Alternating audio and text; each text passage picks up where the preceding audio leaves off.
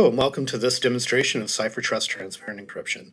Cipher Trust Transparent Encryption, or CTE, is the file encryption and access control module of the Cipher Trust data security platform. In this demo, we're going to secure data that was discovered using the data discovery and classification module and protect it using an extra layer of encryption and access control to prevent privileged access.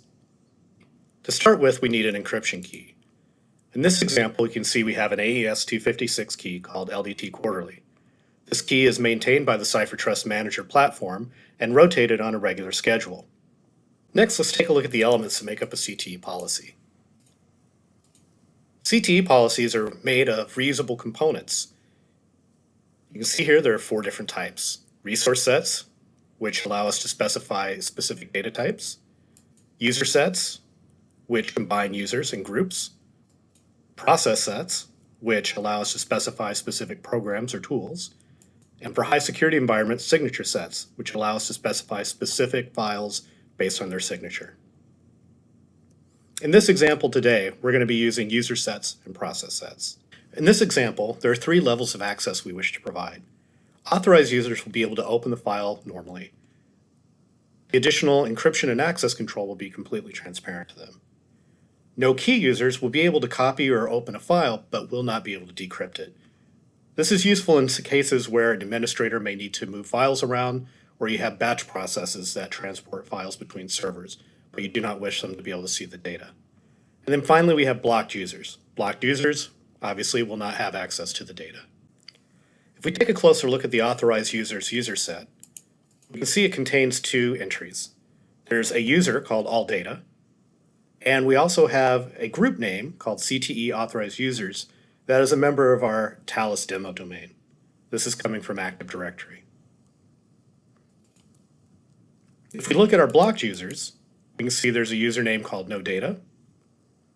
And then for our no key users, we can see there's a user called no key. We'll be using these users during the demo to show the access levels. Next, let's take a look at the CTE policy. In this demonstration, we're going to use a live data transformation policy. Live data transformation, or LDT, allows online rekeying of the data while it's in use. This means that the systems do not have to be taken offline in order to apply a new encryption key. Now let's take a look at the structure of the policy. The policy is made of 2 components, security rules and key rules. Key rules are very straightforward. It's simply the encryption key that we wish to use to encrypt the files. Security rules are similar to firewall rules. They're read from top to bottom, and the first rule that applies is what grants access or denies access. In this example, you can see that the user set blocked users for all operations is denied, and we're going to audit that the attempt was made. Authorized users, however, for all operations are permitted, and we're going to apply the encryption key on their behalf. It's important to note that the users do not have direct access to the key. The encryption key is applied for encryption or decryption by the CTE agent. We also have the no key users who for only read access are permitted, and we're going to audit that access. If they try to write or modify any of the files, they'll be denied. And then finally, we have a catch-all that says no matter the users, no matter the program, for all operations, deny and then audit that access. The CTE policy is applied to a client via a guard point. If we look at the registered agents, we can see we have this Windows server. And going into the Windows server, we can see that we have an active guard point already. It shows us that the file demo LDT policy has been applied to this particular path. In this example, we're going to create a new guard point to protect some sensitive data that was discovered with data discovery and classification, the DDC module. In this case, we're going to say create guard point. We can select our policy. So we're going to select our file demo LDT. We're going to tell it what path we want to protect. We can type it in, or in this case, I'm simply going to browse. And we see that there's a folder called sensitive information, sensitive data. We're going to protect that, hit create. Allows us to choose if we want to reuse these settings on another guard point. We're going to say no. At this point, the agent's going to be updated with the new guard point information. It's going to establish that guard point on the folder. And then once that guard point is established, the data is going to be encrypted using LDT. Now that the guard point has been established, we can see that the data is being rekeyed while the services are online. Now let's test the policy to make sure that the access control is being applied. In this example, I've logged into the server as administrator. If I try and go to the sensitive data folder where we applied our guard point, you can see that I get access denied because I don't match any of the security rules within the policy.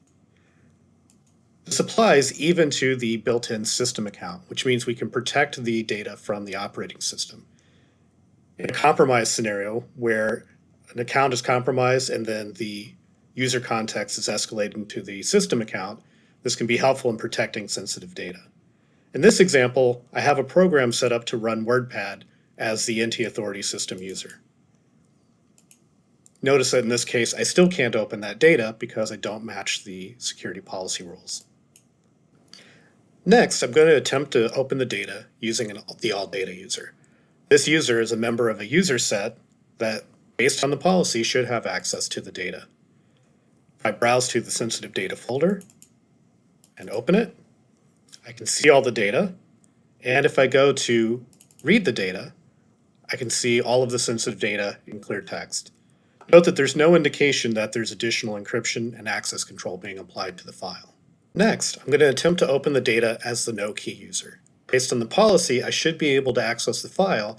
However, the agent will not decrypt it on my behalf. Browsing to the sensitive data folder, again, I can see a list of the files that exist. But when I go to open it, notice I only get ciphertext. From a practical standpoint, again, this is mainly useful for things like batch processes, where you may transfer a file from a drop zone in a DMZ to a secure network on the internal network, and you don't want your batch processes to have access to the data that is transferring. Finally, I'm going to access the data as the no data user.